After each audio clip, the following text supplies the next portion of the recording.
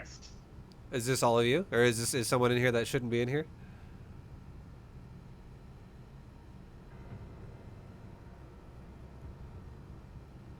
I think this is it. Just the three of us. Okay. They're probably sending a push to talk.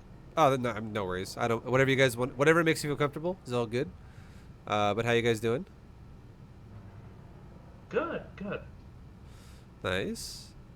I yeah, we're doing some 3v3 coaching, guys. So what league would you guys say you guys kind of like as a team would sit at? You think? Um, at the moment we're plat one, diamond three as a Okay, team. yeah, that's not bad. That's that's definitely pretty good. And what races do you guys all play? I play Terran, and then we also have a Protoss and the Zerg. Okay, you guys have all. Can y'all hear me? Yeah, I can hear you. Hey, What's up, man? Uh, you guys got all three races though, and you guys got some diamond cusp action going on. That's pretty good. So I guess another thing to ask would be, did you guys end up preparing any replay, or do you guys want to like? I know we talked about this a little bit in an email, so you can remind me. But if you guys had a replay, we could definitely go over it. Otherwise, if you wanted to just talk about concepts, and then I can give you guys a build for each one of you, that would also be totally fine.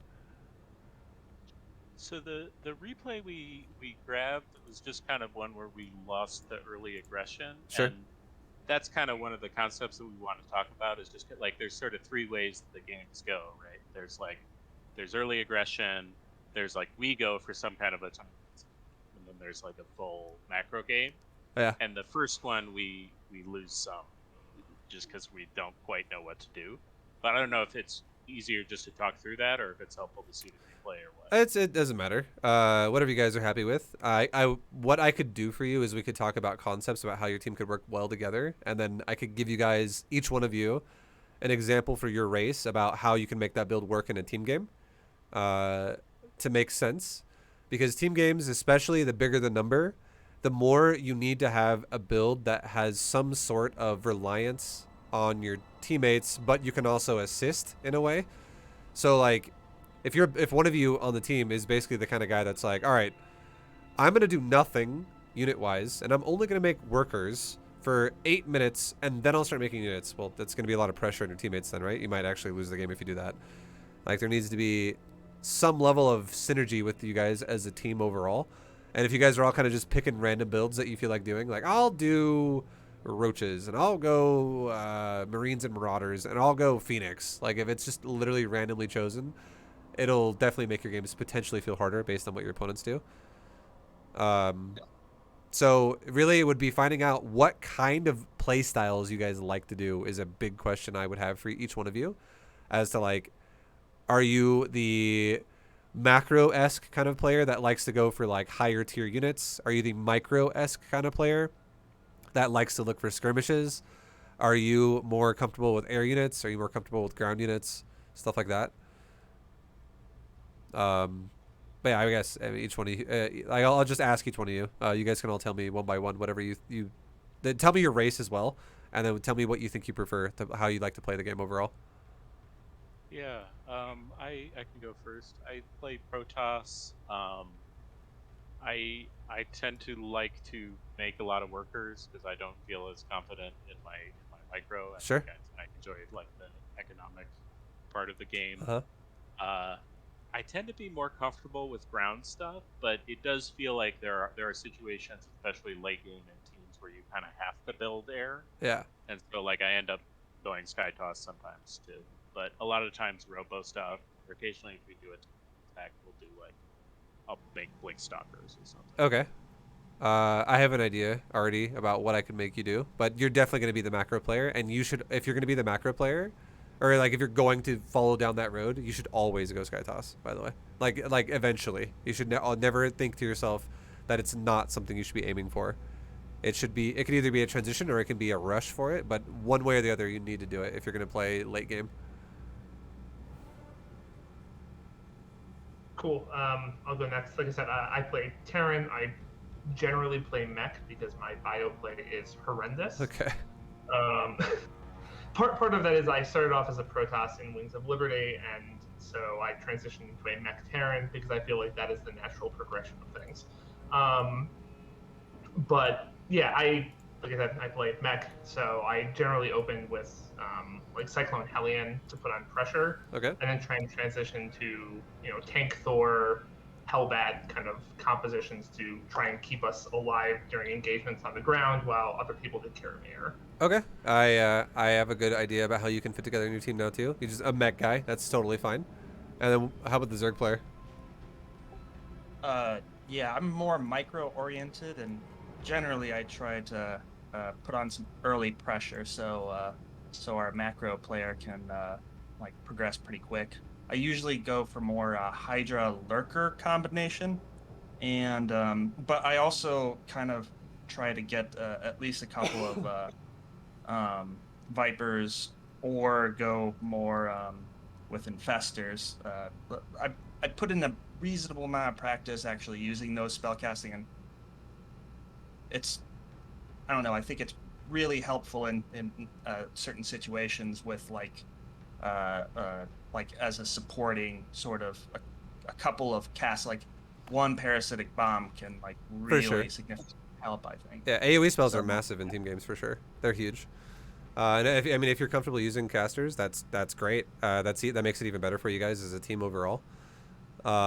So here's how I would say you guys should have two builds then. You guys have two options, and you guys need to do this same. You guys need to like make sure you're on the same page, and you need to agree whenever the game starts what your build is going to be. Is it going to be build 1 or is it going to be build 2? And both are standard, by the way. It's just different kinds of ways you can play it. I would say overall, if you guys want to play a style that is aggressive. So yeah, I mean you have aggressive and defensive essentially, but you're gonna macro every time based off how you guys have been speaking. None of this proxy racks like Reapers and all this random shit like that. So essentially, we'll talk about the aggressive one first, and more or less this is what it would be like. The Terran opens up Hellion Cyclone and goes into Blue Flame, goes into what the fuck, Magfield Accelerator or Magfield. What is it called? Magfield something. Accelerator, I think, but you know what I'm talking about. It's a Cyclone upgrade. Yeah, Accelerator. You're Yeah, right okay. And then you just like probably do this off of like 3 factories on 2 bases, and then eventually take like your 3rd base and take it up to like 5 factories and go crazy Hellion Cyclone. Like we're talking 1 reactor, 4 tech lab, and you just make mass Hellion Cyclone. Like you do this until, honestly, if the fight stalls out or stalls out and you guys are pushing, you'll probably do this until you hit like 150 supply or something. And the game might end through this phase with you guys winning the game. And then if it doesn't, you can always pull back and then start doing your Tank Thor stuff. But you need to really commit heavily for like 10 minutes into Hellion Cyclone, okay? Now, this pairs with a Zerg player, which you said you like to go Lurker Hydra. That's totally fine. And you said you like to be aggressive. So you need to open Speedlings, and Speedlings are going to give you, you're going to be the scout for the team essentially in the early game to make sure you guys aren't going to just die to some random attack that you're not preparing for properly. But you scout with Zerglings, you scout with Overlords as well. Like you just make Hi, smile. You basically just make sure that they're not being too greedy, or if they are being greedy, you confirm where the bases are and stuff like that. Like you basically can develop a plan of attack based on what you see that they're doing. And you don't got to go mass Speedlings. We're talking like you get speed off of a net, like you go Speedling expand, and you only make a lot of lings if they're really all in against you guys. So it gives you the option to be defensive if you have to. Same thing with the Terran player. If he's going for early like Hellion first into Cyclones, you'll have the option as well to be Hellion defensive early and straight into Cyclones right after. So you guys already, with just the 2 of you, have a lot of defensive capability, but also a lot of aggressive capability together. But then the Zergling player, if you're going to be aggressive, could then go off of like 24 lings, not mass lings. We're talking like, or go, sorry, if you're going to say something, go ahead. I don't know if one of you guys are going to talk for a second there. Oh yeah, I was gonna say I've been experimenting a little bit with Speedlings with a quick quick upgrade as well. What do you think about I don't like that. With the style, if you want to go like Lurker Hydra, I don't like it, and I'll tell you why. It would delay what I'm about to tell you to do. Because your Lings are just your early game support. Like, you're basically not actually the main, like, event or like the main unit on your team. You're supporting other teammates on your team. Like, you're supporting the Cyclones essentially with your Lings. That's really all your goal is. Or like if the Hellions and his Cyclones punch a hole into someone's defense, you like run in the middle line and kill workers, which die anyways. But you make like 24 Lings roughly, not a lot. You make a good amount, and not just doing Lings though for like 5 minutes though. And off of this, you take a natural, or you speedling expand, so you have a natural, but then you saturated it up while you go layer, and you go into Hydralisk, and you go Lurker, and you add in fucking Nydus. And you become the Lurker Hydra Nydus guy, who basically is annoying as shit in areas that, like, once your team gets, like, you can even put a Nydus in the middle of the map with your push to push with your teammates, and have another Overlord behind their base, and then put up another Nydus in their base, and you can transfer from the fight that's happening right now. You can go, all right, you're gonna start kiting them. Okay, I'm gonna back up into a Nydus now, and then even if the Nydus in the middle of the map dies, it doesn't matter. If one of their bases or one of your opponent's bases are open and you like Nydus into their base and you just unload in their base and you just wipe out a whole fucking mineral line, a base itself, like the main base, etc., stuff like that. And you can have Overlords. You said in the middle of the map? Yeah. Like, okay. Like your first Nydus. So let's say you have one Nydus worm in your base. You built it at your base with the main Nydus worm. You put your first exit right behind your push at their base. So it's like in towards the middle of the map. And then you put the next exit, so the third now Nydus you've built, because you built the first one in your base.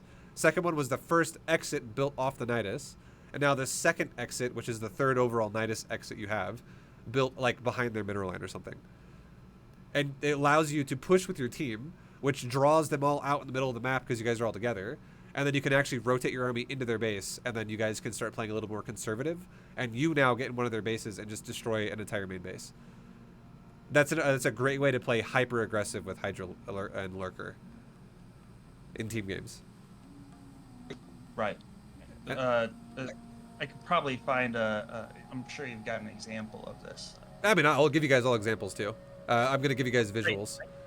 And then so that's basically what you would do. You're just gonna basically be like, so your Terran teammate is trying to break them down with Hellion Cyclone, and the Zerg guy is supporting the Terran guy and the Protoss guy with Lings, and initially with Hydras, but you're not trying to take a big fat concave with Hydras because it makes no sense to take a fight with Hydras while you're also taking a fight with Cyclones.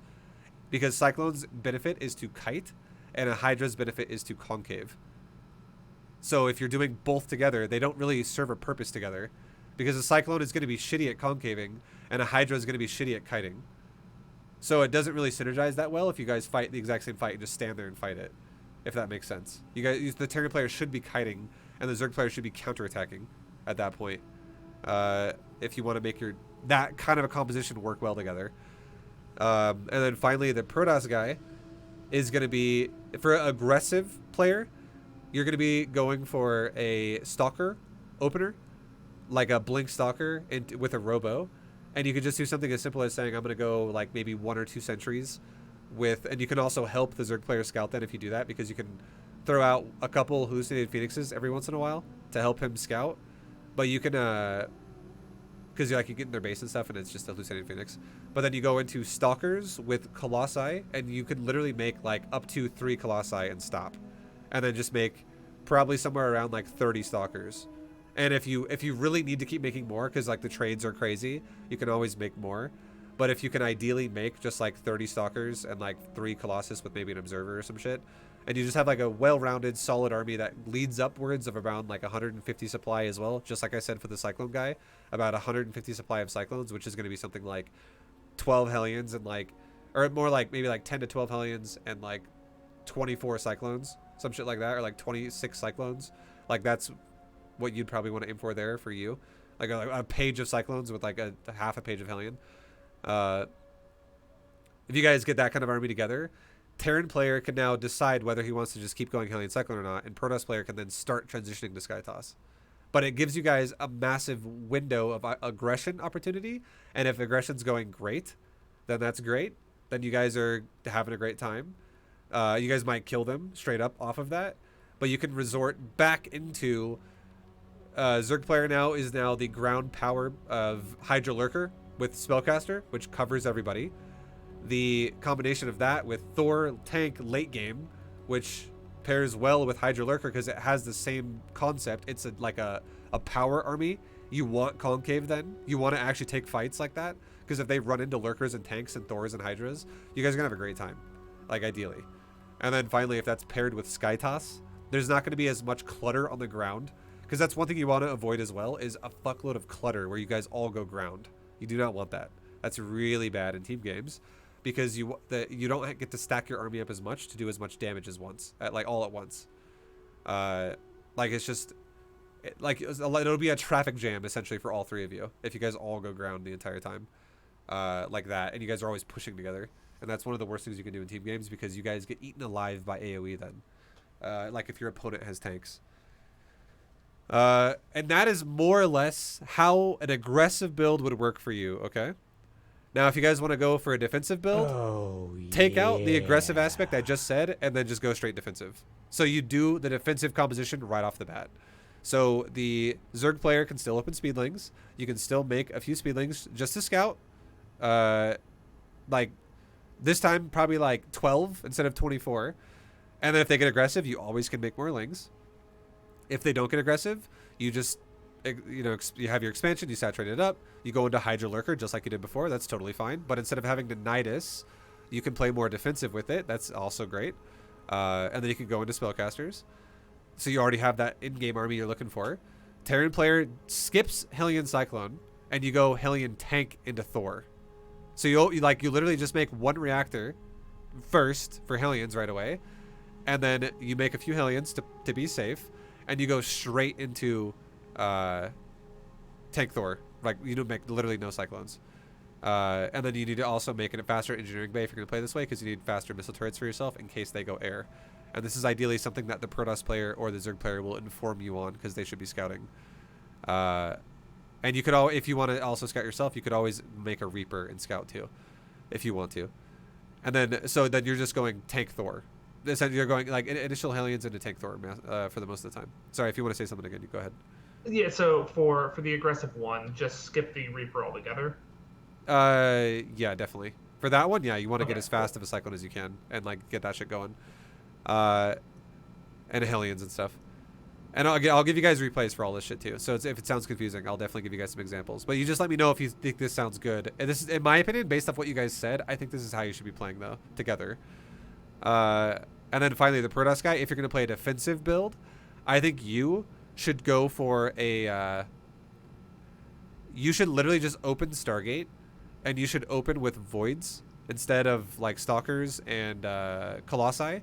And you make literally like 4 Voids or 5 Voids, and you go straight into fucking carriers. So if you play the defensive style, I think you should just skip ground. Because again, like I said, if you guys are all 3 going to go ground, your army's going to suck ass. Like it's going to... If they all group up and you guys all group up and they have some hybrid army for air ground and you guys have pure ground, your army's going to feel really bad if they have any siege. Now, if they have no siege, it might not feel that bad. But if they have like siege tanks, or if they have Lurker, or if they have Colossi, or if they have Disruptor, anything like that, you guys are going to be like, this sucks. Because you're going to clump so hard, and you're going to lose more than they do at a faster pace. Because they can delete your front line faster than you can delete theirs, essentially. That tracks. Yeah, we have experienced that. Yeah. No, it's... It's just pure ground is not ideal for sure. You want to definitely synergize your army a little bit more. So now, out of those 2 styles, how do you guys feel about that? Do you guys all like what I said, or does it sound like it's something you're not interested in? How do you feel? Yeah, it's great. Yeah, we're doing bits and pieces of it, but not quite in the unified manner that we probably should be. Sure. Yeah. Protoss, Stick Lane, how you feeling about Sky Toss? Is it something you like? What do you want to do? I think it's good, and I kind of like that Colossi Stalker opening for the more aggressive, because Sure. that's like a good. In the same way that the Terran composition is good for kiting, that's good for kiting. No, that's exactly right. 100%. It's exactly right. Because you can blink backwards and you can stutter step backwards. And that's you guys can definitely like own them and disengage, but lurkers can't disengage, and hydras they can disengage to a degree, but like they're pretty fucking squishy, and they're also slower than things like cyclones and blink stalkers. So they're going to be the slowest unit on your team, and they're squishy, so they're not really going to be designed for kiting very well. Which is why I was saying that earlier. That's but yeah, you're totally right when you say that Stalker Colossus pairs well with Hellion Cyclone with kiting. So you pair with him super easy, and when the Zerg starts going for counterattack styles, because all you guys are supposed to do is the Protoss and Terran will engage and then bleed them out while kiting, and the Zerg player just like stabs them in the back essentially repeatedly. And then we have overlords or overseers. So also I would Jameson, I would recommend that you get overlord speed around the time when you start a Nydus Worm, so that you can actually actively move overlords around to always set up your next Nydus, like behind an opponent's base or something like that. So you're not just trying to like have super slow overlords doing it. Then that'll make your Or Nydus having deck. me waste scans. Exactly, yeah. Because if the Terran player has a scan constantly, it's gonna fuck over your cyclone production pretty hard and your own infrastructure. All right, so I guess we got a lot of builds to go over, so I'll try to make them as quick as I can. And you guys are you guys all on BattleNet right now? Yep. All right, so I'm I'll anyhow. if I don't know if you guys are in my channel at all, but if you are, one of you can feel free to invite me to a group or something.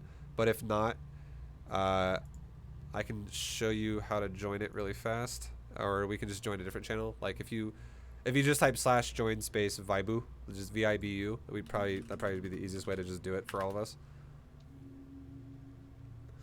I got one of you, so I'm sure if I get at least one of you, I can get all of you.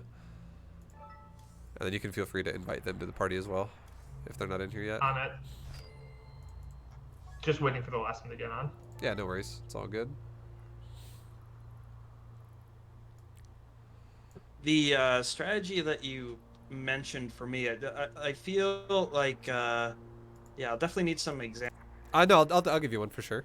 It's you're basically gonna be opening up. If you guys are going aggressive, just also keep this in mind, okay? If you guys are going defensive, you guys can all take a third base. Like you can go for like Terran could be like barracks, command center, factory, command center, factory, whatever. And then you can just make units off 3 base. And you could max out off 3 base. And then you could eventually take your 4th and stuff like that. Zerg could go hatch, gas pool, hatch again, and go 3 base speedling early, like potential speedling early, into more bases later on as well. That's fine. Again, this is defensive. 3 bases is good for defensive. And then Protoss could go Gateway Nexus, Stargate Nexus. Again, 3 base defensive. 3 bases is like great for defensive play if you guys are all playing defensive together. But if you guys are going to play aggressive, all of you should stop at 2 bases. Literally 2 bases and just fucking full throttle aggression. And don't take time to saturate a 3rd base and take a 3rd base. You guys need to like be aggressive together. And then once you guys hit like that 10-minute mark, which is probably going to be when you're like, if you're being aggressive, there's a good chance you might be around like 150 supply, or like it's like a judgment call to see how the game's going. If you guys think you're winning the game and you're about to end the game there, feel free to keep going with it and try to kill them. Otherwise, if you guys feel like you're thinking to yourselves, all right, well, they're not quite dying right now, we should probably transition. We're not getting the damage done we're looking for. Then transition around that time and go into your 3rd bases and like try to go into like your next set of like, so Protoss goes Sky, Terran goes Tank Thor, and Zerg goes into defensive Lurker Hydra with Spellcaster. That's essentially what it would be like. So no one should be taking a 3rd base in the aggressive version. And I'll just jump into one right now to show you guys what it kind of looks like. All right. Alright, so I will show you right now. Spectator. I'll just add an AI. This will be for Zerg, okay? I'll do the Zerg build first, and then we'll go from there. But this build right here, I'm gonna pause it and I'm gonna explain something at a moment in it. I'll give you, I will give you the aggressive version for each one of you to see what it looks like, and then I'll pause it at a certain point in time and tell you how it could be the macro version instead, and it'll make sense. Hopefully it makes sense and it's easy to follow. But I don't think we have enough time to do 6 builds here. That's a lot of time. Right. Yeah. But I'll try to make it make sense though. It's not too complicated, honestly, because you guys are going for the same units either way, essentially. Yeah, the Terran build you described sounds like what I do anyway, so Yeah. just with more Cyclone. So Zerg build, you're gonna want to go for a speed link expand. You open up the game. You obviously send your Overlord across the map. You open up the drone, make your Overlord, go for like a 17, 18, 17 kind of a build. So we're gonna be going for a 17 hatch, 18 gas, 17 pool. And then you are going to be never stopping gas mining because you're going aggressive. So we'll talk about that in a second. But we'll get there. And so for now, Overlords are being made. Second Overlord can also go to the other side of their base. And again, we're going for 17, 18, 17. So we're going to send a drone now at 17 to our natural and get ready to take it. And then grab that shit. We're gonna make 2 more drones back to 18 and then take our gas. And we're not going to rip off the middle line at all. We're just going to do it with the 2 drones we just made. Just try to maintain a good saturated middle line. Try to have 2 drones per patch the entire time, so you have perfect mining going on. And then these drones that spawn now go gas first and then go pool second. I've been putting the first Overlord or second Overlord to the front of the base to kind of help scout for cannon rushes, because I don't know, that's something that happens to us a lot. So if you guys are all going to play aggressive, cannon rush isn't going to be as scary. I mean, I'll say this. You are more than welcome to put an Overlord in front of your base if you want to with your second Overlord. That's totally fine. But make sure that someone on the team is going to do something, like send an SCV out or send like a probe out to scout something. Because if you only have 1 Overlord going out to scout and that's it, that's really not great. You guys want to have at least some idea as to what's going on. So one of you should scout at some point, like more than just 1 Overlord. Okay, now... Normally it's our Protoss that does. Okay, sure, that's cool. So, now, you're never going to take off gas. Now I'm going to pause right here really fast, okay? This is the point when the build would differentiate, and I just want to explain what it would be like for the defensive macro version really fast, and then we'll go back into the aggressive version. So if it was the defensive macro version, what you would do right now when you have 100 gas is you would take 2 drones off of gas, you would get speed, and you would take your third base by about 30 supply. You would not put drones back on that gas until your natural mineral line was fully saturated. And then you would not take any more of your gases until all 3 of your mineral lines were basically fully saturated. And then once you have all 3 mineral lines like fully saturated, you're going to take all your gases at once. And you're not going to make lings until your ling speed is almost done. This is going to be around like 3 minutes and 20 seconds. And if you're playing macro, you're only going to make like probably 12 lings. And you're going to scout. And if you look and see, oh fuck guys, we're going to get attacked by a lot of stuff, feel free at any point in time to not die and stop your drone count to start making a lot of lings to help your team.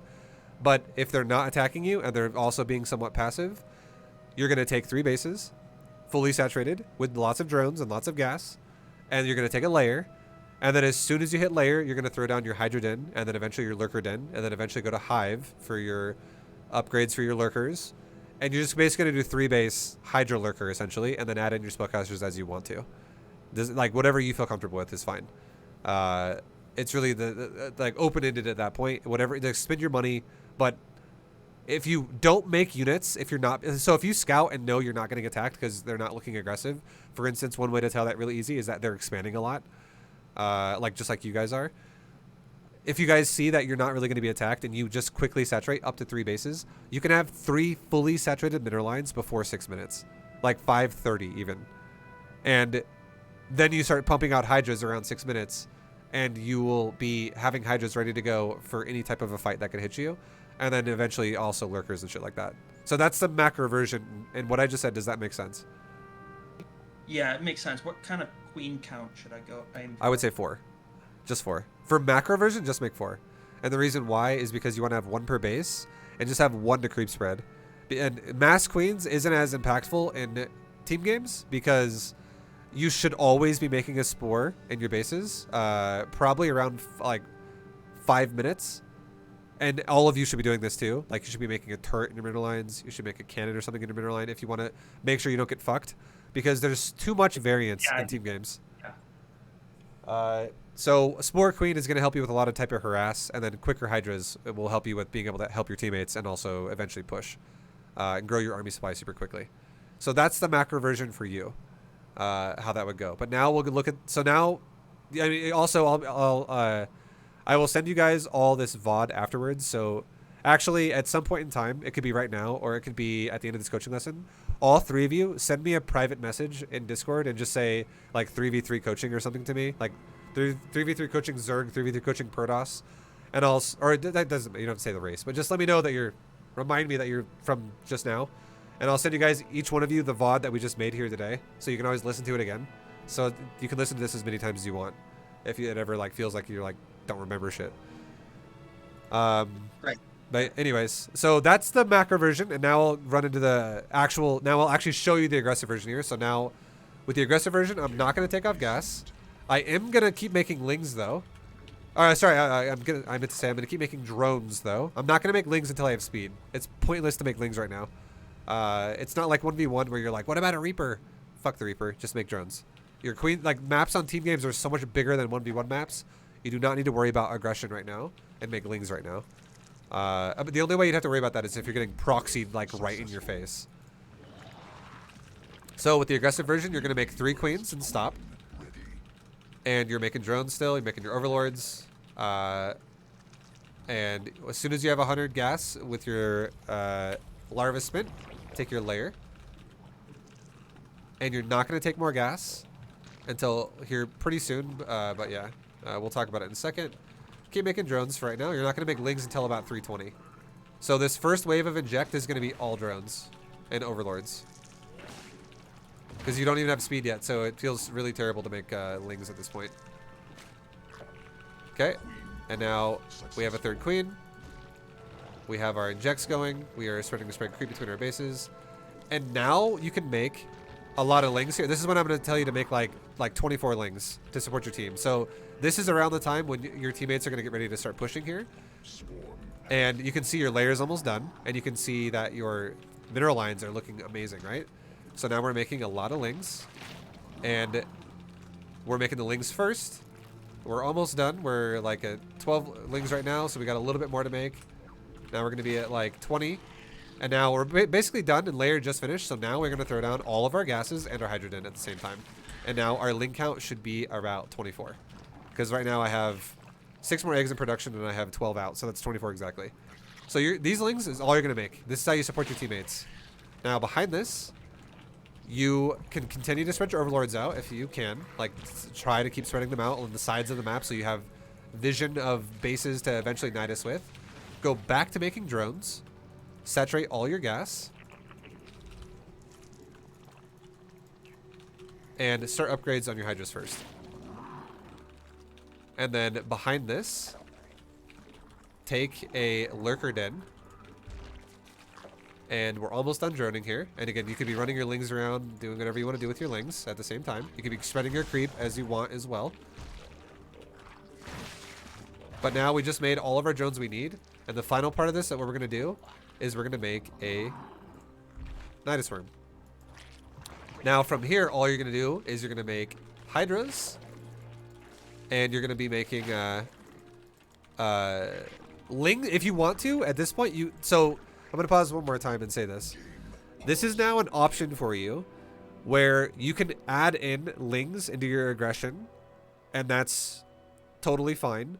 Or you can take a third base and literally just take gas now for your third base. So you could invest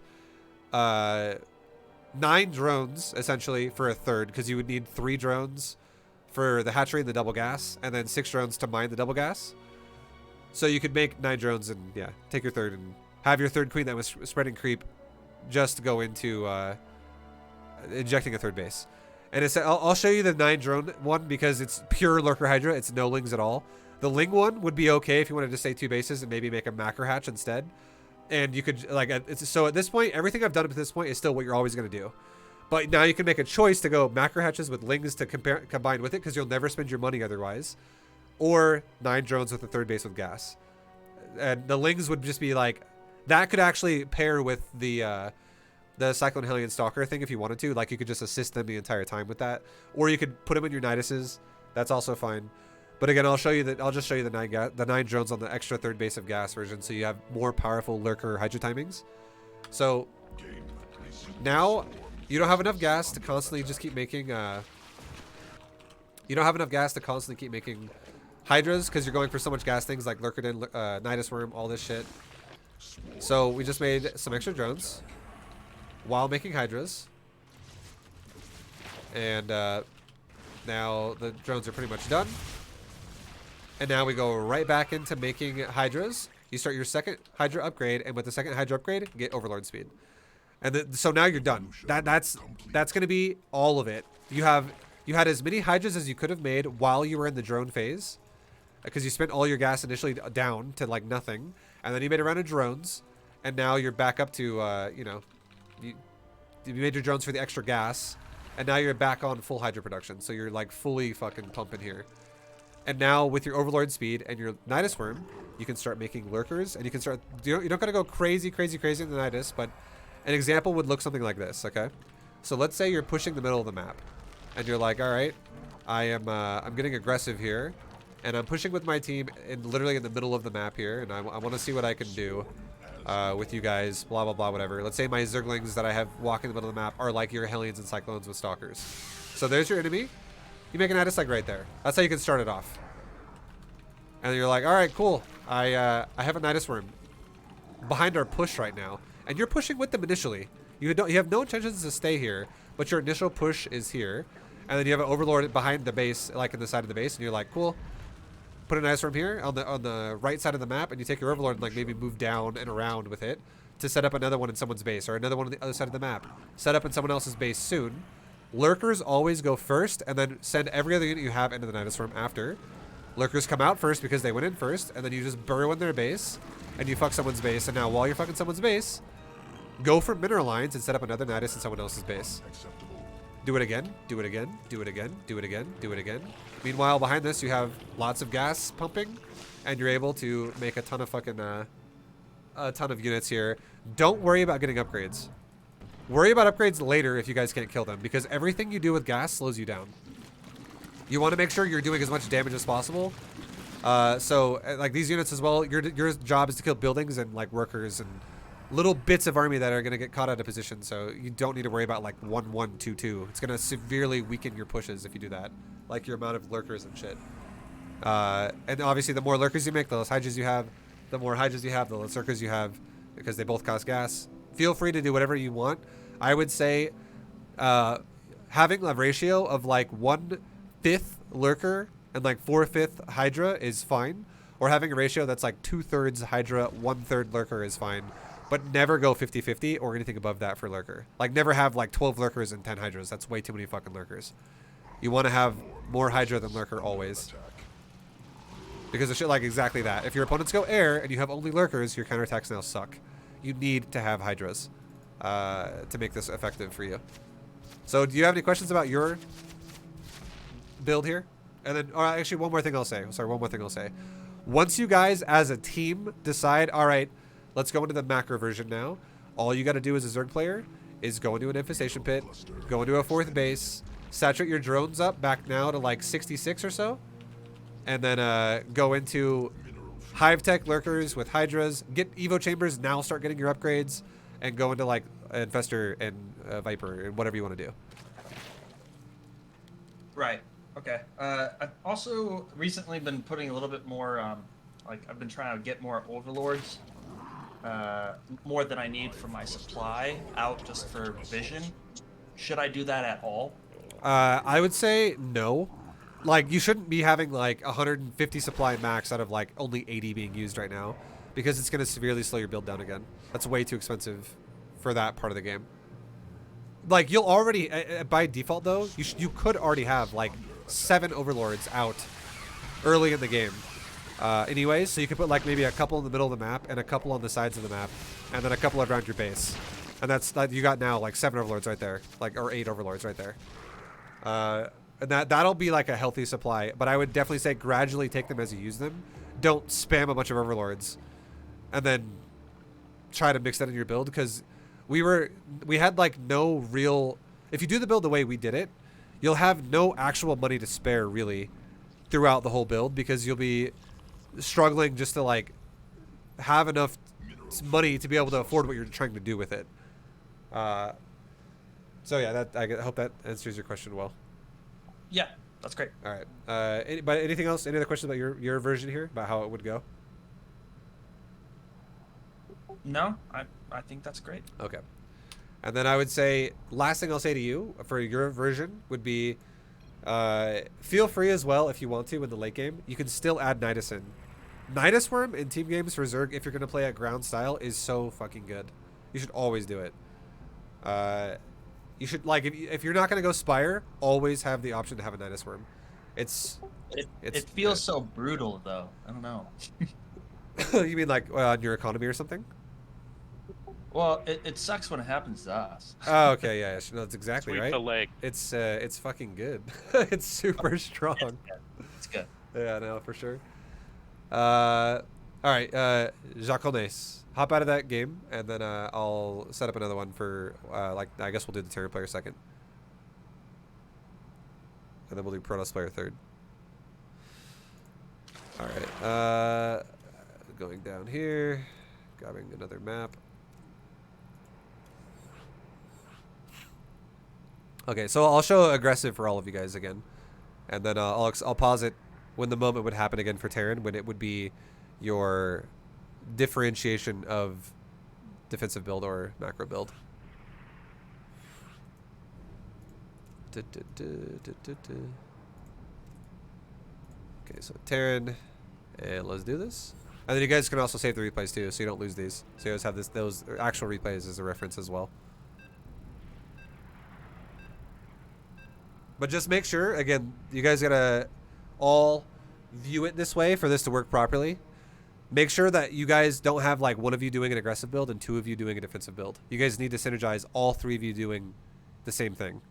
If you're all gonna play the aggressive style together, play the aggressive style. If you're all gonna play the defensive style together, do that.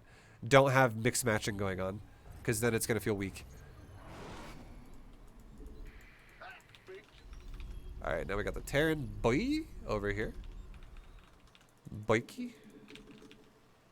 And Terran is going to be going for super fast Hellions into so it's up, tell me, let me know. Do you want me to add a Reaper into this for you, or no? Really fast. No. Okay, no, that's fine. That's fine. All good. You honestly, you don't need it if you guys are gonna scout with a worker. It's totally fine.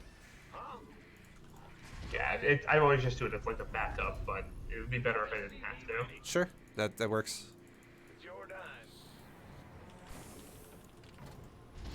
And then Protoss, I'll actually add a scout into his build, because you guys said he scouts with the probe.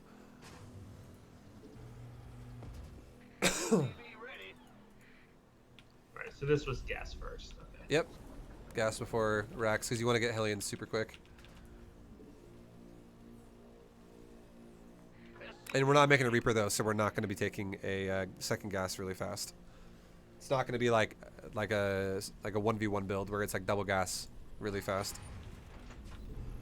Because this allows you to get faster 5 factory up, because you have a faster natural.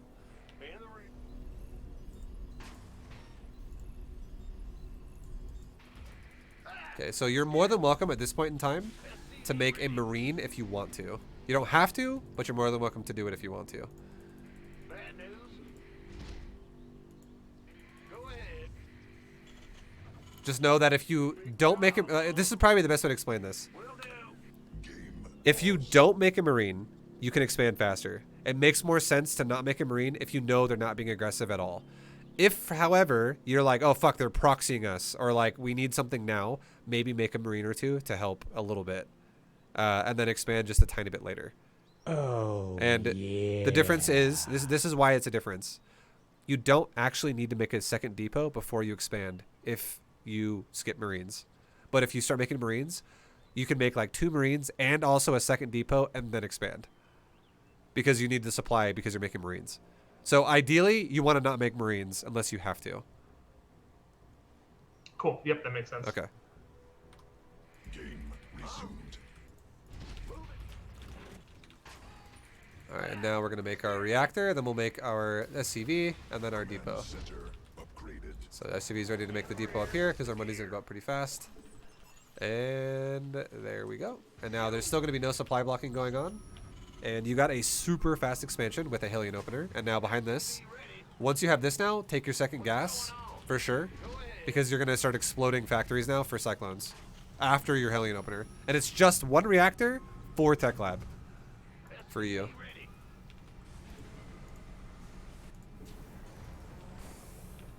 And then immediately saturate your gas too when the thing is done. Oop, okay, wrong building. Okay, and then put a couple of SCVs on gas. Take another immediate factory. Start making Hellions. In the rear. SCV ready. And then take another depot so you don't block. The command center finishing also is going to give you some supply.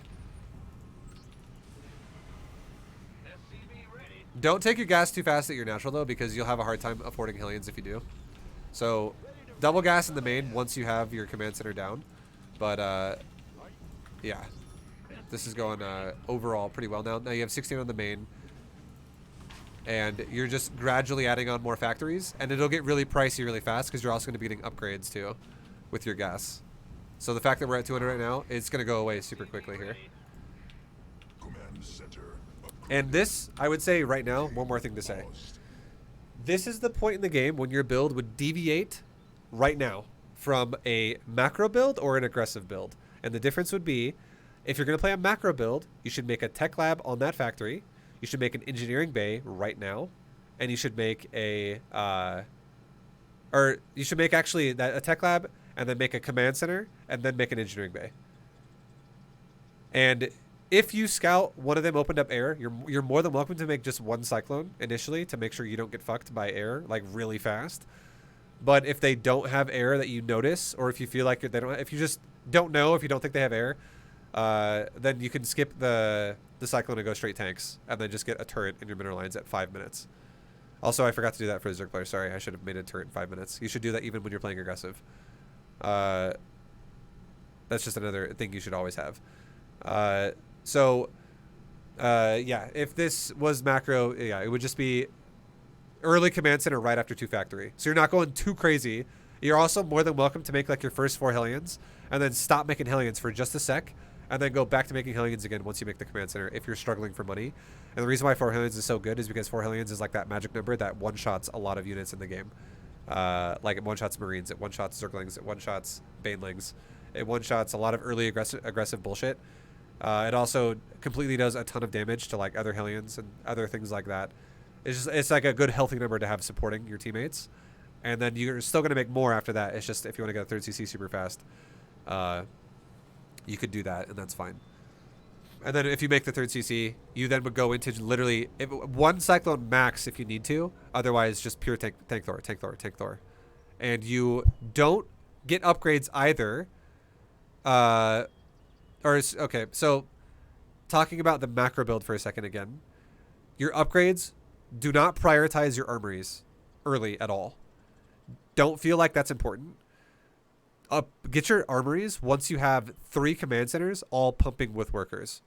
Then you can afford it when you have enough money. And when you're doing an aggressive build, do not make an armory at all until you're at like 150 supply. We'll get there as well. We'll talk about the aggressive build as I do it for you, but yeah. I want to make sure that none of you guys are like on like 25 workers or like 30 workers being like, oh, let's get Evo chambers or armories now or forges and cybernetics core upgrades and go crazy with upgrades here because it's just way too expensive at that point in the game. for team games, especially when you need units.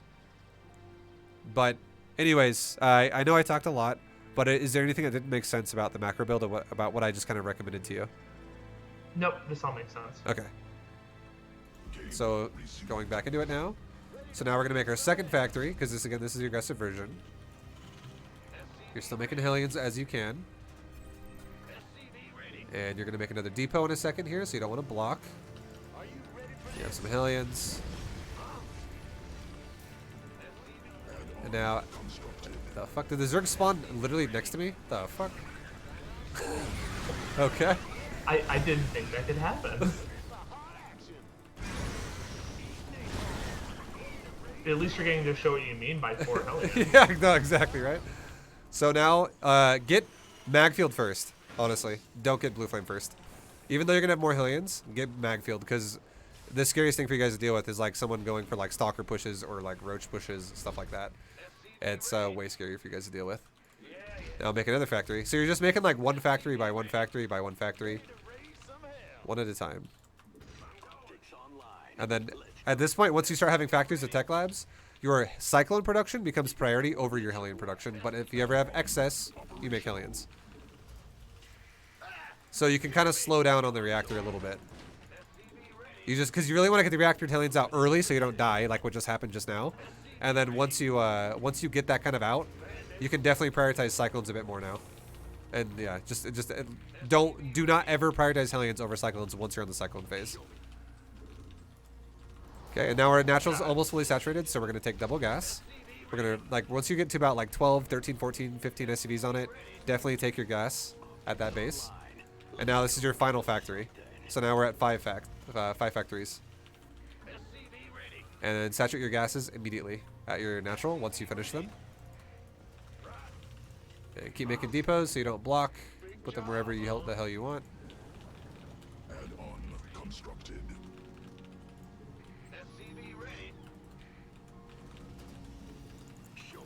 And now you're going to have like a crazy Cyclone explosion here going into the mid game. And again, excess goes into Hellions. And you are going to do this all the way until like 150 supply. No upgrades. And now you're done making SCVs because maybe make like one more. That way you can maintain 16 while having like 2 SCVs build depots the entire time. Because your supply is going to inflate really fast. Okay, get Blue Flame once you have a little bit of excess gas while making Cyclones like crazy. And then whatever you want to do with the Cyclones is whatever you want to do. You're pushing, kiting, being super annoying. And then once Magfield's done, you can snipe buildings really fast, which is super effective. And it's always kiting. Never take a fight like head on and just concave it. Always kite. And then keep trying to make depots during the fights as well. Like never stop making depots as much as you can. And if you don't have rapid fire set up for Cyclones, definitely do that, I would say, because you can do shit like this where you're like, I want to kill that Bane Nest, and you just insta-lock onto it, and you just peace out, and it just dies. And it's even easier with like 10 Cyclones, 12 Cyclones, whatever, once you start getting crazy amounts of them. And then this is all you're doing. Like, this is just it right here. Because now we're about to have Blue Flame, and you're just constantly harassing back and forth, really trying not to supply block. And, keeping those 5 factories pumping as much as possible. So about your build for Terran, do you feel like you have any questions or anything that makes sense? Nope, that's all makes sense. Okay. And then the last thing would be, like we said before, if you guys can't win, and honestly around like 150 supply is when you're going to really figure that out, I would say. Because you'll be like, okay, well, we're just not breaking them right now, and they're just really, defensive here. We can't make the difference. At 150 supply, like almost like 10 minutes-ish, or like 150, whatever happens first, somewhere around there, feel free to then add on a 3rd command center, then add on an armory, so you can start getting upgrades and start going into whatever you think you need at that point in time, tanks or Thors, and eventually both. And that'll be you all game. And I would say a nice healthy number of units to have at end game for you would be only 8 tanks. Don't make like 30 of them. Make like 8 tanks and stop, and then all Thors. because most teams late game will go air. So 8 tanks are nice at zoning out casters and shit like that, and like other ground units. But Thors are definitely a little superior. You should have more supply in Thor over tank at in game when you're in a team game scenario where you have teammates that also could be doing shit. Moving into position. All right, so that's the Terran one. Just to confirm, you said with the Zerg player also shouldn't really be fighting in the same area as the Terran player. Only. Because. Or go ahead. Sorry, keep going. No, you go ahead because okay. They just kite, right? Yeah, like you don't want to fight with your Hydras in the same area. You want to push with your Hydras because you want to make them think that you guys are all in front of their base and like they're getting attacked heavily, because if they react to that, it opens up you to Nydus them. So the more of a threat they see in front of their base, the more likely they're not going to defend behind their base. And if you can help it, try to put the Nydus in a hiding spot too. Try not to throw it like right in their face. But if you have to throw it right in their face and you have no other choice, then obviously do that. That's fine. And the more likely they're defending the front of their base, the more of a chance you have to Nydus them for it to work. And if it works, you're going to break someone really hard. And another thing to know about team games is it's chaotic as fuck. It's super scattered. If it doesn't work on one player, there's still a really good chance it might work on a second player. Like, so if you do it on a different base, essentially, if it doesn't work the first time. And it's also good to do it anyways on multiple bases because you want to bounce base to base to base and ruin mineral lines and kill like the command center or something. Just don't be OCD and kill every building there. Just wipe out their entire main mineral line and their main base and try to set up another Nydus. And if it successfully goes up, switch bases. Go for economy first. And then kill buildings after if you can't manage to kill economy for whatever reason, like they're defending their base or something. But if you fight with your Hydras in the front of the base, like if you fight with the Cyclones and Hellions with your Hydras, all that's going to happen is you're going to body block the Hellion Cyclone because they're faster than you, so he's going to engage first. Then you're going to body block him as he tries to kite, and you're going to force a concave. And you guys are both going to just lose so much fucking units and not do any damage. Generally speaking, that's a lot of times that's what will happen to you. Or let's say it's even better. Which is still bad though. Let's say your Hydras are in front, so you're not going to body block the Cyclone, but now he can't get as many lock-ons as he wants because you're in his way. And then he starts kiting backwards with like kind of inefficient DPS. And then you are like, oh, he's kiting? I'll start kiting too.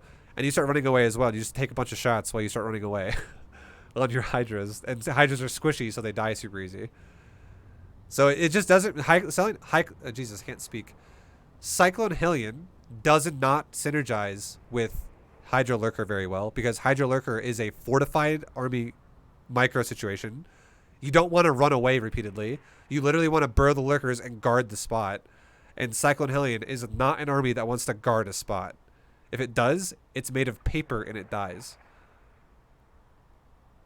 The only advantage that Cyclone Hellion has over Hydras is that they're way faster.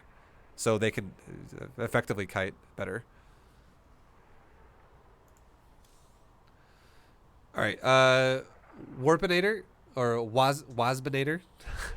Go ahead and pop out of the game, and I'll make one more for the Protoss now.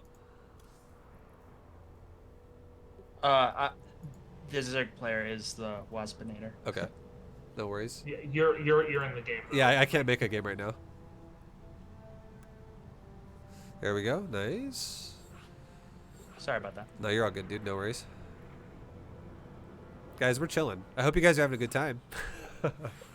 Talking about team games. Great. All right, and then Wasbinator join in, and I think you might have a confirmation thingy. I don't see it. I'll try and invite you to the game then. There we go. Perfect. And then add AI, Protoss. And now, same thing again. Or actually, Protoss, your build's different. Your build's not actually the same at all. Because you're not going Stalker, Colossus either way. So, just remember, the Skytoss one's super easy, okay? The build order for Skytoss, and this is when you can listen to the VOD again and, you know, hear the build order. The way it goes is like this. Pylon, Gateway, Gas, Chrono Booster Nexus after you start the Gateway. Make your second Nexus while making probes at 20 supply of probes. Then, once you fully saturate your main, start saturating your natural. So second gas is started last in your main, essentially, for the resources. Then you start saturating your natural. You literally make a gateway and a core. You make nothing. You don't make a single unit out of your gateway or your core if you're playing the macro version. And unless you need to, and if you need to, you can make stalkers out of one gate to like help, and that's fine. Or if you see that they're all in, you can just revert back to your fucking aggressive Protoss play style, which is stalkers and Colossus. That is actually okay if they're super all in. If you need to make more stalkers faster and things like that, that's okay. But so like you can go back to the build I'm about to show you if they're super all in. But if they're not super all in and you're scouting that they're all expanding and they're playing defensive, seriously, all you do is you don't even get warp gate. You just make a core and a gateway while making probes. And then you have a natural that is started. And then you have your core that's started after the natural. And then you make a Stargate. And once you make the Stargate, you then start a third base. And all you're doing the entire time is chrono boosting your Nexus. Chrono boosting your Nexus. And that's it. And then you start getting Void Rays out of your first Stargate. And once you have made like your third Void Ray or your fourth Void Ray, you explode your Stargate up to 3 Stargates in total. So you make 2 at once. And you also add on a Fleet Beacon. So you do this while you're starting like your 4th Void Ray or your 3rd Void Ray, depending on how much money you have. If you're really good at macroing it, or if maybe you missed one here and there, and you might have a little bit of gas bank saved up, you can start it at 3 Voids then. But if you're like cranking out like a beast, you can do it at 4 Void Rays, and that'd be fine. Because at that point, that's when your third base will be coming online, and you'll start having a lot of money. And then once you have all 3 of your bases set up, you go into your what's it called? Your carrier. You literally just go from like 4 voids into like carriers, or like 5 voids if you really want to into carriers. 4 or 5 voids is fine. 3 voids is also 3 voids is where you should start buildings if you need to, but make up to 4 or 5 voids and then stop there, and then just go literally pure carrier all game. And once you start making carrier, start a weapon upgrade on your cybercore, and then stop chrono boosting your Nexus once you're done probing, and start mass chrono boosting that cybercore forever. Make sure you never miss a chrono boost on that thing as much as you can, and you will get such a fast +3 weapon with such a fast carrier army. And overall, does that build make sense to you? Yeah. When do I fold in a forge for those cannons? A forge? You would be taking a forge around the time when you start your third base. Because that's going to be around like 4 minutes, honestly. It's going to be super fast. Like maybe like 3:45 even. But don't worry about shields or D. You're talking about shield upgrades is what you're saying? Well, I was asking about cannons, but I'm also kind of... Okay, yeah. So like you definitely would get the forge around like 4 minutes ish when you take your third base, and that allows you, and also make sure there's a pylon set up near your mineral line, so you can put a cannon in the middle of your mineral line at like 5 minutes, and that's great. And then if you want to get shield upgrades, that should be the last thing you invest into. Like you should be investing into weapon upgrades and carriers out of your Stargates first, and then if you have any excess gas, you can get shield upgrades then. And you could do 3 Stargate production the entire time, and that's fine.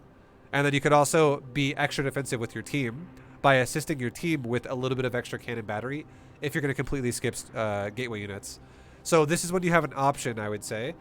You could, in theory, because you're going to have more minerals than gas here, you could, in theory, add on like maybe 6 gateways, or like 5 more gateways to go to a total of 6 gateways, and then eventually, like, so this is like we're talking about now, like maybe the 8-minute mark, okay? Just to make sure you're aware of like what time I'm talking about. This is like after your supply would be like you already have 6 carriers by now, or like 3 carriers started, and you're about to start your next 3 carriers. Is what I mean. Like you're gonna be much further in the game. If you wanted to, and you're like, well, my minerals are like at 1600.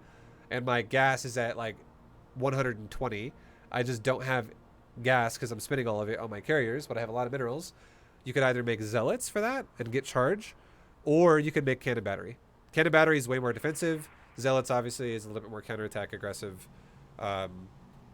If you go the zealot route, make sure you do not ever want to push together as a team with a bunch of zealots. Zealots fucking suck in a main army late game in team games. They're so bad. Make sure that if you're going to actually use if you want to use zealots, you are using them to counterattack bases, and get rid of all of them before you max out so that you can actually max out on probes and carriers, and that's it. Does that make sense? Yeah, that makes sense. Okay.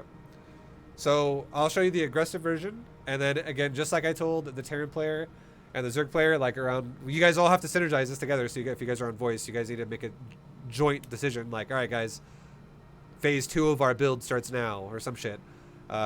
Which is for you, that's going to be when it's the carrier transition. Which I'm not going to show you that necessarily in this. I'll just show you the aggressive part. But the transition for you in this would be, it's super simple, which is why I'm not going to show it to you. All you do is you stop using your gateways, and you can use zealots again, like we just said, later on if you get a lot of minerals, if you want to do that. But you stop using your robo, stop using the gates, and you just throw down like 3-star gates. And then immediately when you can throw down a fleet beacon, you throw down a fleet beacon, and you take another expansion. And then you guys expand at will as much as you want, because then you're transitioning into the defensive game. So basically, what every one of your builds looks like is you guys all have an aggressive build that is an aggressive build, but they all transition into the same build defensively. So if you play a defensive build, you're doing it from the start. But if you play an aggressive build, you transition into your defensive build like by 10 minutes if you can't win the game with your aggressive build. So that's the concept of how you guys should be playing team, and how you guys need to make sure you're synergized like that all the time, and that's totally fine. But anyways, we'll start this up, and this will be the aggressive Protoss build of Stalker Colossus. And it's not going to be too crazy. We're only going to make like 3 gates. It's not going to be like 8 gates for the start. So you feel free again to make forges with cannon battery or more gates if you late game go into zealots with carrier. All right.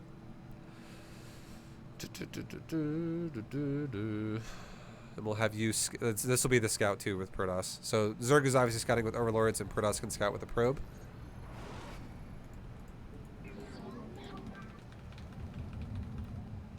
In terms of like managing the base together, I would say we tend to wall secondary entrances and not the primary one.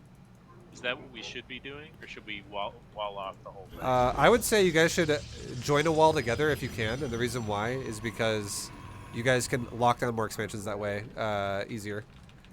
So I would say the walling doesn't matter at all if you're playing aggressive. You guys are all going to be aggressive anyways, and it's totally fine.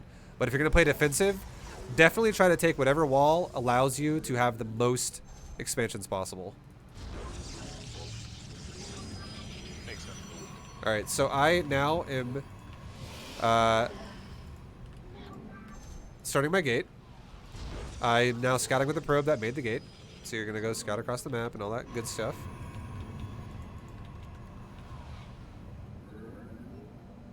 And then we're gonna probe up to 20. So now we're gonna put 1 probe on the gas. We're gonna put 1 probe now going towards the natural out of the Nexus at 19, so that when it spawns, the 20th probe will be in production and the 19th probe will be getting ready to go expand at the natural. And now we're gonna expand. And then the probe that expands immediately comes over here to the gate and builds a cyber core. Meanwhile, the Nexus is re-rallied to the gas. Probe's still scouting across the map. We have a core started. Go back into the gas with that probe that built the core now. And now we're going to go into a gas again in the main base. And we're going to make another pylon really fast. Put this pylon wherever you want. That doesn't matter. You can put it next to your Nexus. You can put it up here. Whatever makes you happy. Because this probe is extra anyways for a second, so you can't even mine gas properly until the gas is done. And now the gas is finishing, and your wall is finishing. You're going to make a stalker, a warp gate, chrono boost out your stalker, chrono boost out your probe. Once the pylon's done. And then now, we're going into saturating our natural. And you're going to make a sentry right now, right behind the stalker. So no idle time in the gateway for now. I am here. Chrono Boost your Nexus again.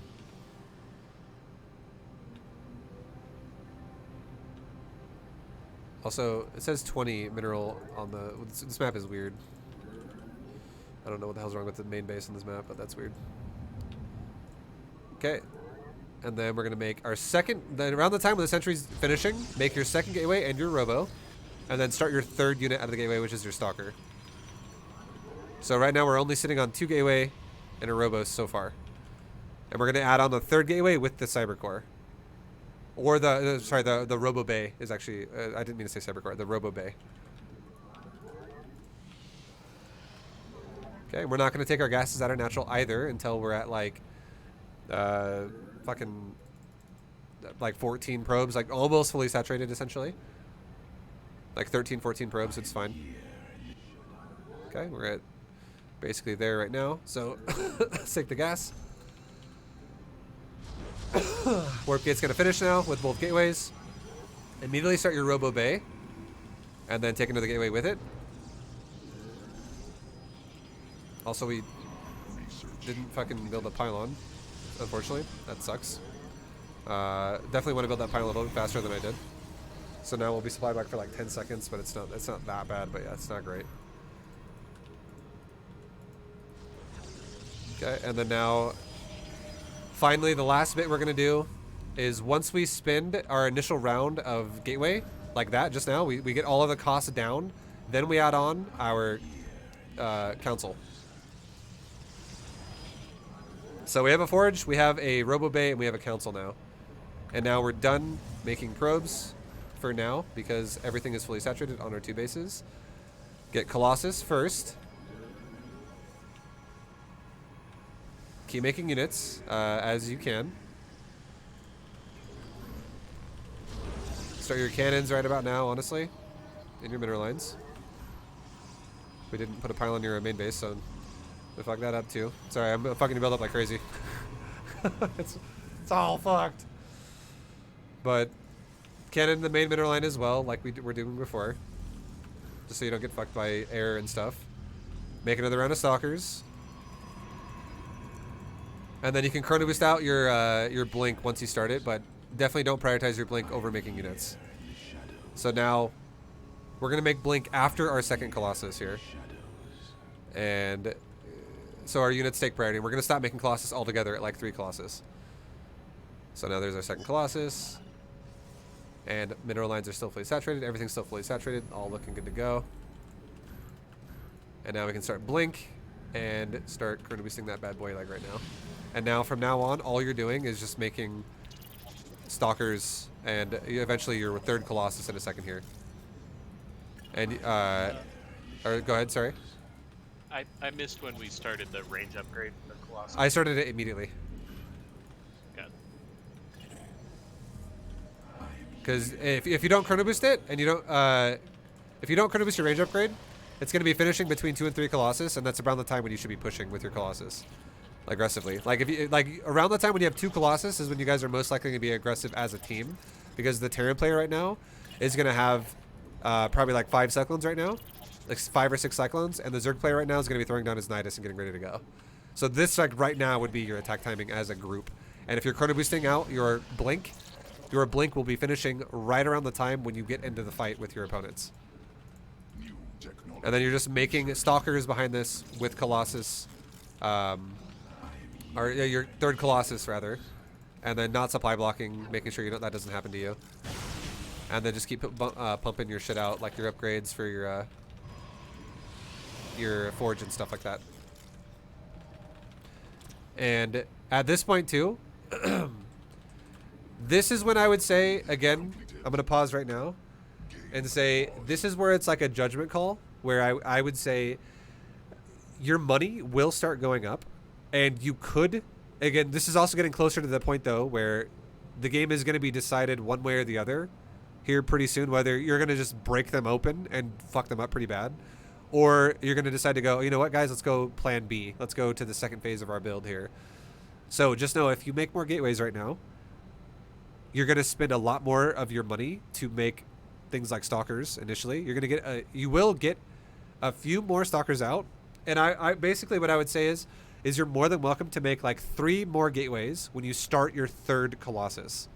So start 3 gateways when you start 3rd Colossus.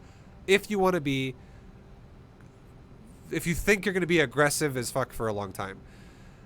But those gateways aren't going to go active anyways, though, until around 8 minutes. So, like 7.5 to 8 minutes. So you don't have a ton of time to be utilizing it, but you're more than welcome to do it if you want to. It's not a bad idea. Okay, it's going to give you it's going to give you a very deep, aggressive edge of having a lot of stalkers in your push. So if you guys are really, you know, making shit work, it would be a good idea to have a lot of stalkers to like roll them over and you're fine. However, you could also start a Stargate and start a 3rd base and start switching, getting ready for the Skythought switch as well. That's totally fine. It's really up to you how you want to do it. But if you just have at least 3 gateway and a robo, you're gonna have 3 Colossus with a sentry, which sentry's nice because it gives you the ability to have like guardian shield and shit like that. And again, force fields don't matter because you're kiting. You're not looking for like 8 sentries. You're not trying to push fights and zone people out. You're just trying to kite and dip backwards. But it gives you like 3 gateways and a robo gives you the ability to have a good healthy amount of stalkers to cover your ally, as like to push with your ally. That is the cyclone guy. And then cyclones do not have any type of a problem as well with blink stalkers because you can blink, and they don't have any type of a problem with Colossus because Colossus are like the T-Rex of this game that can walk over everything else on the exact same location. So it already synergizes with your teammates really well with 3 gateways. So yeah, it's just a judgment call, if that makes sense, if you want to make extra gateways or not. Got it.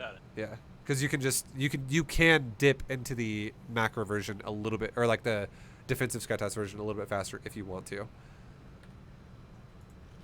When I start trading stuff out and end up, you know, more pure worker and carrier, what's sort of the target we're looking at? So when you're, all of you should do it this way. When you guys play defensive, your goal defensively should be, all of you should be aiming for at least 66 workers. Ideally, if you can take it though, go to 80. 66 mandatory, 80 is good. 80 is great though. Like 66 is the mandatory minimum. Because team games is a little bit harder sometimes to expand because sometimes you're getting throttled by your opponents or by the fact that your teammates are expanding where you might want to expand instead. So you're like, ah, fuck, well now I can't take that base. But you should all be at the very least able to maintain 3 base saturation, which is 66 workers. But if you guys have control of the game, or if you're not like losing the ability to expand, you guys should all aim for 80 as soon as you go into the macro phase, the phase 2, whatever, the defensive phase. And then as the Protoss player, your carrier supply should probably be like 100 of that. And you can fill in the rest with like a mothership, with some observers if you want to at the late game part, just so you have a form of detection yourself. And then if you have 80 probes, like 100 supply of carriers and like a mothership and like 2 observers, that leaves you like 10 supply open, and you can do whatever you want with that. You could also add in, if you want to add in very, very late game, like a few extra High Templars with Storm, you're more than welcome to do that. If you pair Storm with Fungal Growth, that's fucking insanely scary. If you want to just add in an extra carrier or 2, that's also totally fine. If you want to go to like 112 supply of carriers, that by all means, that's totally fine. Yeah, pretty much. You want to have like about 100 supply of carriers though, like mass carriers. Cool, got it. Okay. And yeah, that's pretty much it. And then like at this point in the game too, you're gonna be, like I said before, you're gonna be pushing with the Cyclone and Hellion player, and you guys are gonna just be like shoving up into your opponent's base, trying to lure them out and kite them as they chase, because it's really hard to chase Cyclone Colossus in general. Like you guys have a lot of things that can be covered essentially about your composition. Not gonna say it's perfect in every way, but it is very versatile. It's quite effective. So your chances of kiting are good. But anyways, that's kind of how the build will go for you. as the aggressive Protoss player. I have nothing clever to say. And then again, you just take expansions and take your Sky Toss if you're going to go into defensive style, if you guys all decided to switch out. But any of you guys have any questions about anything about your build and synergy, about how it goes? Not for me. I'm pretty sure it all sounds reasonable. It takes some practice, but we'll get there. Sure. As a Zerg player, should I know you're giving me a specific composition, but should I ever go into Baneling? I would say no. With this, no. Your style would be a lot different if you went Baneling. Like, if you went Baneling, for instance, you would need to be going a lot more heavy on the Zergling then as well. And it would also maybe even make sense for you to go into, like, a Spire or, like, Ultras. Man, usually enjoy the stream. It doesn't really make Excited a to lot buy of sense. It doesn't really make a lot of sense for you to go into Banelings with fast layer Hydra Lurker, because that's very expensive on your gas, and it's going to dramatically decrease your power of your Lurker and your Hydra, because you have to buy a Baneling nest, and you have to buy Banelings, and you have to also buy Baneling speed for it to even be worthwhile. It's just a lot of gas. And if you really think about what would they accomplish? Like, what's the goal there? The goal would be to either, like, blow up a mineral line if you're going to use them in a Nydus worm, and Lurkers do the exact same thing, but Lurkers are more effective because they're just better versions of Banelings at that point. Because they both cleave, but Lurkers don't kill themselves. And then if you're going to talk about using it aggressively in their face with like your push, it doesn't make a lot of sense then, because your allies are going for kite-based methods and you're going for a push-based method, and it doesn't synergize as well anymore. Again, like, it would make more sense for you to go Ling Bane if, like, the Terran player was going to go for, like, a Marine medevac push, and he's going to, like, be able to support you while you push forward and break someone open. Cyclones are way more effective at kiting. Or it would make sense, for instance, if he was going for tanks, because he could, like, siege them, and then as soon as they tried to engage, you counter-engage them with Banelings or something. But, like, yeah, it does. I don't really feel like it pairs the best with Cyclones, because here's a for instance about what would kill you. If the other team went Hellions, you're just gonna get fucked, because Hellions drive faster than Cyclones, and Zerglings also run faster than Cyclones. So your ally is going to be behind you, and you're going to run in and try to engage, and then you're going to get roasted by Lings, and then the other guy will just back up, and you'll be like, FTW. ah, shit, all my stuff is dying.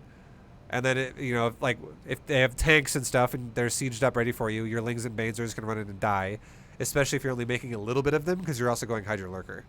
Like, you're going to have a very small amount is why this would suck. Hopefully that makes sense. Yeah, makes sense. All right. But yeah, I mean, you can go Ling Bane. You just got to kind of change your overall composition as a team if you're going to do something like that. But with the way you guys kind of talked about this, I think this works overall pretty well. If you guys play it the way we described, I think you guys will have a lot of success doing it this way. But yeah, I guess that's it. I don't know. If you guys have anything else to add here at the end, definitely can answer any final questions. I think I'm all good. I'm excited to give this a shot. Thank you. Yeah, same. Thanks so much.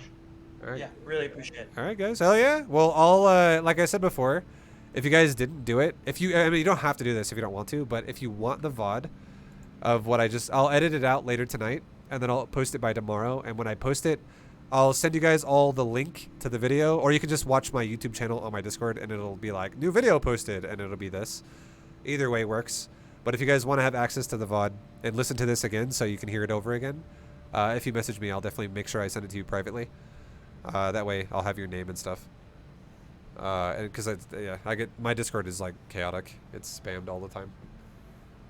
And that's about it. But yeah, much love, guys. I appreciate you guys doing a lesson. I hope you guys had a good time, and good luck in your team games, guys. Cheers. All right, have a good night, everybody. Thanks,